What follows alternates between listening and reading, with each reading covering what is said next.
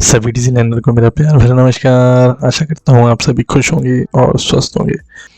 दोस्तों, आज मैं आप लोगों को ये बताना चाहता हूँ कि जावा वर्जन 8 क्यों प्रेफ़र की जाती है जब भी आप जावा लैंग्वेज को सेलेक्ट करते हैं डेवलपमेंट करने के लिए, और क्यों इसके कई फीचर्स बहुत ज़्यादा इम्पोर्टेंट हैं और आपको भी कभी भी डेवलपमेंट करने के लिए मिनिमम जावा वर्जन 8 को तो सेलेक्ट करना ही करना चाहिए। उसके क्या रीज़न्स हैं, ये मैं बहुत शॉर्ट में विद कोडिंग एंड एग्जांपल आपको समझाऊँगा, जो कि आपके लिए काफ़ी ज़्यादा हेल्पफुल हो सकते हैं। तो चलिए स्टार्ट करते हैं। दोस्तों, जैसा कि आप जानते हैं कि सन माइक्रोसिस्टम ने सबसे पहले जावा डेवलपमेंट को बनाया था, ओपन सोर्स किया था, और उसके काफ़ी लॉन्ग टर्म के बाद, काफ़ी ज़्यादा लंबे समय के बाद ओरेकल ने एक्वायर कर लिया था सन माइक्रोसिस्टम को, जिसकी वजह से जावा पूरी तरीके से ओरेकल के पास में आ गई थी और ओरेकल ही उसके वर्जन्स हमेशा से निकालता आ रहा है।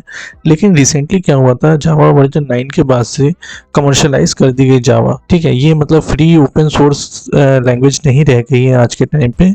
तो ओपन जेडीके, जैसे कि हम जानते हैं कि ओपन सोर्स में कई ऐसी इंस्टीट्यूट ऑर्गेनाइजेशंस होती हैं जो उसको सपोर्ट करती हैं, उन्होंने ही ओपन सोर्स जेडीके को लेके कई वर्जन्स निकालने शुरू कर दिए हैं। तो लेटेस्ट में आपको ये ध्यान देना होगा कि आप ओपन सोर्स फ्रीवेयर एक तरीके से यूज़ करना चाहते हैं जावा को, तो आपका ओपन जेडीके यूज़ करना पड़ेगा।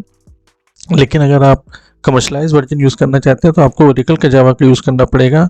पर आप दोनों में आप कोई भी प्रॉब्लम आती है डिफरेंशिएशन में, आपको आप सेफर साइड लेना चाहते हैं, तो आप जावा 9 एंड बिलो कोई भी वर्जन, चाहे ओरेकल का या ओपन जेडीके का यूज़ कर सकते हैं। ओपन जेडीके ऐसा नहीं, बहुत शुरुआत से हमेशा बनाती आ रही थी, सबसे पहले सन माइक्रो सिस्टम ही करता था, लेकिन ओपन जेडीके लेटेस्ट वर्जन जो 6 या इसके बाद से हैं, उनके बाद से ही बनाना उसने शुरू किया था, 6 या 7 से। वो आप सर्च करके देख भी सकते हैं।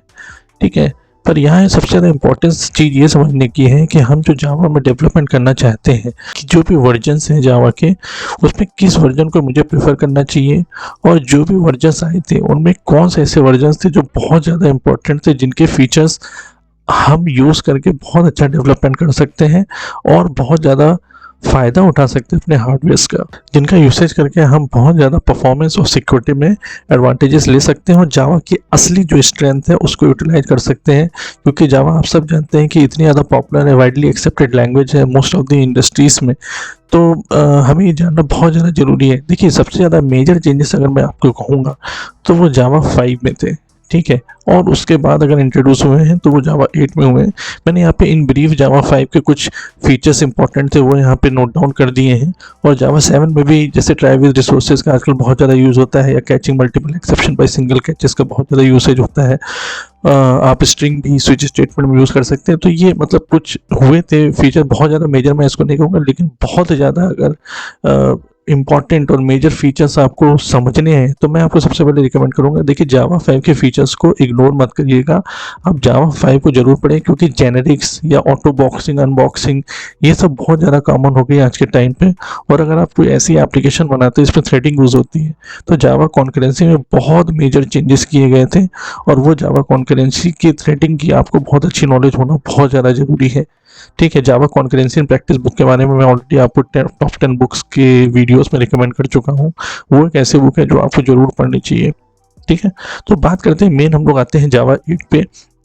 जो जावा 8 है वो ऐसी क्या चीज़ है, क्यों इतनी ज़्यादा रिकमेंडेशन मैं दे रहा हूँ, क्यों इतनी ज़्यादा इंपॉर्टेंस इसको मैं दे रहा हूँ, ये समझना आपके लिए बहुत ज़्यादा ज़रूरी है। देखिए, ये तो मैंने मेन फीचर्स यहाँ पे आपको लिख दिए, लेकिन एक सबसे ज़्यादा इम्पॉर्टेंट चीज़ है उसमें, वो है फंक्शनल प्रोग्रामिंग। जो फंक्शनल प्रोग्रामिंग का कॉन्सेप्ट है, ये मतलब इसका एडवांटेज लेने के लिए आपको फंक्शनल प्रोग्रामिंग को समझना बहुत ज़्यादा ज़रूरी है। क्योंकि फंक्शनल प्रोग्रामिंग का यूज़ करके देखिए, आप इम्यूटेबल ऑब्जेक्ट्स को इन जनरल ज़्यादा से ज़्यादा बनाने की कोशिश करते हैं, क्योंकि ये कभी भी एक अच्छी अप्रोच नहीं होती है जो कि हम आज तक करते आ रहे हैं, कि हम म्यूटेबल ऑब्जेक्ट्स बनाते हैं, उसमें चेंजेस करते रहते हैं। लेकिन अगर आप बहुत अच्छा एप्लीकेशन बनाना चाहते हैं तो ये बहुत ज़्यादा प्रेफर्ड होता है कि आप इम्यूटेबल ऑब्जेक्ट्स को बनाएं, और उसकी वजह से फंक्शनैलिटी आपकी जो मतलब जावा का मेंटेनेंस, आप जो कोड बनाएंगे लॉन्ग टर्म के हिसाब से, वो बहुत ज़्यादा अच्छे हो जाता है। आप फंक्शन और मेथड्स को जो भी है उसको as a first class citizens रखिए। ठीक है, मेनली यहाँ पे कई ऐसे फंक्शंस इंट्रोड्यूस किए गए हैं जो आप बहुत बड़े-बड़े कोड लिखते थे एक छोटी-सी चीज़ करने के लिए, वो भी आपकी सिंगल लाइन में हो जाता है, तो कोड काफ़ी रीडेबल और कॉन्साइज़ हो जाता है। ये बहुत ज़्यादा एडवांटेजेस मिलते हैं हमें फंक्शनल प्रोग्रामिंग से। और दूसरा एक मैं आपको बहुत ज़्यादा इंपॉर्टेंट चीज़ बताऊँगा, वो है अप्रोच में। देखिए, अभी तक हम जो जावा में अप्रोच करते हैं या राइटिंग कोड करते हैं, वो इम्पेरेटिव वे में होती है। अभी मैं कोड के थ्रू आपको समझाऊँगा रियल लाइफ एग्जांपल में सीधे कि मैं कहना क्या चाह रहा हूँ एक्चुअल में कोड के थ्रू। पर थ्योरेटिकल बेसिस पे आप बस समझने की कोशिश करिए कि हम अभी क्या करते हैं, इम्पेरेटिव वे ऑफ प्रोग्रामिंग करते हैं, जिसमें हम ये करने की कोशिश करते हैं ये चीज़ कैसे हो रही है, उसमें सारे लॉजिक लिखते हैं। लेकिन जो डिक्लेरेटिव वे होता है प्रोग्रामिंग का, एक तरीके से आप सीक्वल स्टेटमेंट की तरह समझिए कि आपको क्या चाहिए, आप बस उस चीज़ पे फोकस करिए एक तरीके से, है ना, कि आपको क्या चाहिए, आपको क्या मतलब एक्चुअली में अचीव क्या करना है, रिजल्ट क्या पाना है। वो एक वे होता है जावा 8 में, ठीक है। तो देखिए, एक तरीके से मैं ये भी कह सकता हूँ कि यहाँ पे बहुत चीज़ें आपको एक तरीके से रटनी पड़ सकती हैं, याद करनी पड़ सकती हैं, क्योंकि नए जो चेंजेस हुए हैं उनका एडवांटेजेस करने के लिए किस तरीके से आप इस सिंगल लाइन में कोड लिखेंगे, क्या-क्या मेथड्स होते हैं जावा 8 की इम्पोर्टेंस समझने के लिए। लेकिन एक ये लॉजिक कहना चाहेंगे कि देखिए, हमें तो ये कहा जाता है कि आप जावा में कोडिंग करेंगे तो आपका बेस स्ट्रॉन्ग रहेगा, सी प्लस प्लस मतलब मस्ट ही है, पर जावा में आप कोडिंग करेंगे तो कोई भी नई लैंग्वेजेस समझने के लिए आसान रहेगा। देखिए, जावा 8 के बाद से आपको कई ज़्यादा फीचर्स, मुझे ऐसा लगता है, आपको रटने पड़ेंगे, याद करने पड़ेंगे। लेकिन अगर आप बेसिक से बहुत ज़्यादा अच्छी चीज़ें कहीं समझना चाहते हैं तो आपको डाटा स्ट्रक्चर एंड एल्गोरिथम्स का साथ तो वैसे भी कभी नहीं छोड़ना, क्योंकि आप डीप डाइविंग करते ही करते हैं, तो वो चीज़ वहाँ पे कहीं न कहीं कवर हो जाती है। लेकिन देखिए, सबसे ज़्यादा इम्पोर्टेंट चीज़ है कि ये हमने इतने वर्जन्स चेंज क्यों किए कि मतलब जावा का सबसे बड़ा फ़ायदा ये है कि जावा ज़माने के साथ अपने आप को बदल रहा है। जिस तरीके से आप बाहर देखिए, आज के ज़माने में प्रोसेसर, हमारे hardware, technologies day by day इतने ज़्यादा इम्प्रूव हो रहे हैं, इतनी ज़्यादा अच्छी परफॉर्मेंस दे रहे हैं, उन सभी का एडवांटेजेस आप कैसे उठा सकते हैं। अगर आप मल्टी कोर प्रोसेसर्स में काम कर रहे हैं, ठीक है, आपको मल्टी थ्रेडिंग प्रोग्राम्स लिखनी है। जावा के देखिए सबसे बड़ा एडवांटेजेस क्या होता है, मल्टी थ्रेडिंग की इतनी बढ़िया एपीआईज़ दी होती थी, उनके एडवांटेजेस लेके आप बहुत अच्छा परफॉर्मेंस वाइज प्रोग्राम लिखते थे, ठीक है। और प्लेटफॉर्म इंडिपेंडेंट होने की वजह से आप किसी भी ऑपरेटिंग सिस्टम से भी डिपेंडेंट नहीं रहते थे कि अलग अलग कोडिंग आपको करनी पड़े, ठीक है। उसके अलावा और बहुत बड़ा एडवांटेज ये होता है कि कोई भी ऐसी फील्ड नहीं है, किसी भी टाइप का ऐसा सॉफ्टवेयर नहीं है जो जावा का तो डेवलप ना किया जा सके, चाहे मोबाइल एप्लीकेशन हो, चाहे स्टैंड अलोन एप्लीकेशन हो, चाहे वेब एप्लीकेशन हो विद परफॉर्मेंस एंड सिक्योरिटीज़। ये हमेशा अपडेट जावा अपने साथ करता रहा है। इसी में सबसे ज़्यादा इंपॉर्टेंट अपडेट आज के ज़माने में ये हुआ कि देखिए, अगर आपको प्रोसेसर के एडवांटेजेस बहुत ज़्यादा लेने हैं तो आप थ्रेडिंग करते हो। जब तक आप थ्रेडिंग यूज़ नहीं करोगे तब तक आप मल्टीपल प्रोसेसर्स के एडवांटेजेस नहीं ले सकते हो, ठीक है। इसी तरीके से जो टेक्नोलॉजी में एडवांसमेंट हुए हैं, उन सभी चीज़ों का ज़्यादा फ़ायदा उठाने के लिए जावा 8 में चेंजेस किए गए। इसलिए आप जावा 8 के फीचर्स जब यूज़ करोगे तो आप मल्टी कोर प्रोसेसर्स को ध्यान में रखते हुए अपनी कोडिंग करोगे। ऐसा नहीं होगा किसी सिंगल प्रोसेसर्स में। जब देखिए, पहले फाउंडेशन कहते हैं आप थ्रेडिंग यूज़ करोगे ही करोगे, लेकिन अब ये फाउंडेशन इन्होंने हटा दी। इन्होंने इतने अच्छे फीचर्स दे दिए हैं कि आप सिंगल थ्रेडिंग वाले जो मेन थ्रेड के अंदर अगर आप कोई कोडिंग करोगे, है ना, सिंगल थ्रेड के अंदर, वो भी मल्टी कोर प्रोसेसर्स का फ़ायदा उठा सकता है। तो ये सबसे ज़्यादा बड़ा एडवांटेज है जावा 8 में। इसीलिए सबसे ज़्यादा लोग प्रेफर कर रहे हैं जावा 8 में, क्योंकि मल्टी कोर प्रोसेसर्स का अगर आपने फ़ायदा नहीं उठाया तो आपके एप्लीकेशंस हैंग होने के, आपके एप्लीकेशन क्रैश होने के बहुत ज़्यादा चांसेस हैं, ठीक है। तो ये एक बहुत बड़ा इंपॉर्टेंट फीचर है जो मैं, चलिए आपको एग्जांपल्स के थ्रू दिखाता हूँ। ये देखिए, मैंने एक सिंपल सा जावा कोड लिखा है जो कि सम करने का है, 0 to 100 तक का जो सम करने का है। ये सबसे पहले इम्पेरेटिव वे में लिखा हुआ है कि जैसे हम पहले अभी तक कोडिंग करते आ रहे हैं, जावा 7 तक मान लीजिए आप, मतलब ये तो जावा 2 में भी लिखी जा सकती है। एकदम सिंपल सा मैंने कोड लिखा हुआ है, लेकिन इम्पेरेटिव वे क्या होता है उसको समझने की कोशिश करते हैं। कि हमने देखिए सिंपल, अगर 0 से 100 तक का सम करना है, क्या करेंगे हम, इंट सम एक वेरिएबल बनाएंगे, इंटीजर टाइप का सम वेरिएबल हमने लिया है जिसको 0 से इनिशियलाइज कर दिया है, और फिर एक फॉर लूप लगा देंगे वही 0 to 100 वाला, जिसमें इंक्रीमेंट करते जाएंगे वैल्यू, सम के अंदर सारी वैल्यू सम करके डालेंगे और उनको प्रिंट कर देंगे, ठीक है। इससे क्या आएगा, आपका वैल्यू जो भी इनका सम आएगा वो आ जाएगा। लेकिन डिक्लेरेटिव वे क्या होता है, डिक्लेरेटिव वे जो जावा 8 कहता है करने के लिए, वो ये है, ठीक है।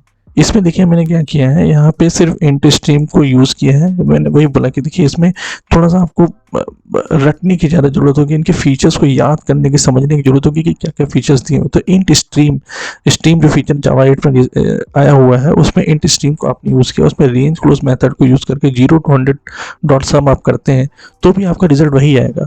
तो ये डिक्लेरेटिव वे में क्या मतलब हुआ कि आपको क्या चाहिए, आपका सम चाहिए ना, वो आपको सम मिल जाएगा यहाँ से, लेकिन एक लाइन में मिल जाएगा वही सेम चीज़, और उसको ज़्यादा समझने की आपको ज़रूरत नहीं है। आपने बस देखा, समझ गया कि हाँ ठीक है 0 to 100 का सम कर रहे हैं, सिंपली तरीके से सम मिल गया। और ये मल्टी प्रोसेसर के बेसिस पे भी है, मतलब इसको अगर आप थ्रेडिंग में लिखने जाएंगे तो कोई श्योरिटी और गारंटी नहीं कि उतना ज़्यादा अच्छा वो परफॉर्मेंस देगा, तो आपको थ्रेडिंग का भी कोड अलग से लिखना पड़ेगा।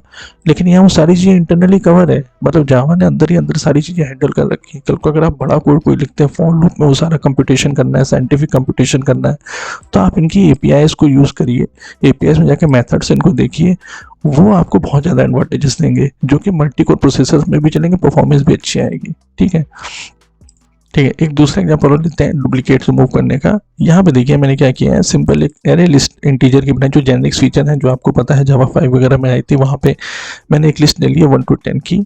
ठीक है, इसमें भी मैं लूप करूंगा, और बस मैं इसमें डुप्लीकेट रिमूव करना चाहता हूँ, तो मैंने क्या किया, एक दूसरी लिस्ट और ले ली है। अगर वो वैल्यूज यहाँ पे नहीं है तो वो ऐड करता चला जाएगा, ये सिंपल लॉजिक लिखा हुआ है यहाँ पे। ठीक है, तो ये हो गया हमारा इंपेरेटिव वे। ये कैसे हो रहा है, ये हमने सारी चीज़ें यहाँ पे लिखी हुई हैं। लेकिन डिक्लेरेटिव वे में क्या है, आपको क्या चाहिए, तो आपने यहाँ पे सिंपल स्ट्रीम को यूज़ किया, आपने जो आपकी लिस्ट थी, ठीक है, उसमें आपने स्ट्रीम को लगाया, वहाँ पे डिस्टिंग मेथड लगाया, उन सभी को आपने कलेक्ट करके यहाँ पे न्यू यूनिक लिस्ट में डाल दिया, सिंपल। और उसमें भी देखिए रिजल्ट यही आएगा। चलिए ये देखिए यहाँ पे मैंने ये प्रोग्राम रन किया, दोनों में रिजल्ट सेम है। ठीक है, यहाँ पे भी मैं इसको रन करता हूँ, ये देखिए दोनों में रिजल्ट सेम है। ठीक है, तो ये एक सिंपल तरीके से मैंने आपको समझाने की कोशिश करी है कि जावा 8 को क्यों प्रेफर किया जाता है और क्या इसके एडवांटेजेस मिलते हैं, जिससे कोड कंसाइज भी रहता है, लेकिन मल्टी प्रोसेसर्स का एडवांटेजेस लेता है बिना थ्रेड को बनाए। और अगर आप थ्रेडिंग यूज़ करते भी हैं तो थ्रेडिंग में भी इतने ज़्यादा अच्छे अच्छे इन्होंने इम्प्रूवमेंट्स दिए हैं कि आप बहुत बेटर वे में कॉन्करेंसी का कोड लिख सकते हैं। ठीक है, आई होप ये इन्फॉर्मेशन आपके लिए हेल्पफुल हुई होगी। अगर still you have any query, you want me to create a tutorial, special tutorial on Java 8 also, you can message me, you can drop me a message, and I'll definitely try to create a detailed Java 8 tutorial for all of you. Thank you so much.